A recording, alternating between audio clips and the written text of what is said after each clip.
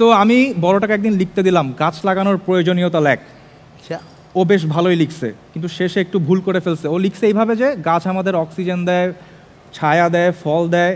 এই পর্যন্ত ঠিক ছিল। এর পরের লাইন হচ্ছে এই জন্য আমাদের সবার বেশি বেশি করে গাছ লাগানো উচিত, কিন্তু ও গাছটা আর লেখে নাই।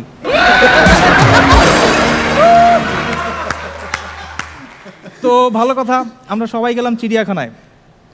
আমার দুই ভাগ্নে এত এক্সাইটেড, ওদের এক্সাইটমেন্ট দেখে বানর লজ্জা পেয়ে গেছে। তারপরে হাতির খাঁচার সামনে গেলাম, আমার ভাগ্নে বলতেছে মামা এটা কি? আমি বললাম হাতি। হাতির সামনে এটা কি? আমি বললাম সুর। এটা দিয়ে কী করে? শ্বাস নেয়। ভালো কথা, আমরা চিড়িয়াখানা দেখে বাসায় গেলাম। তো দুই ভাই গোসল করতে ঢুকে ঝগড়া লাগাই দিছে। শুনলাম বড়টা ছোটকে বলতেছে কি রে তুই শ্বাস কীভাবে নিস এত ছোট সুর দিয়ে?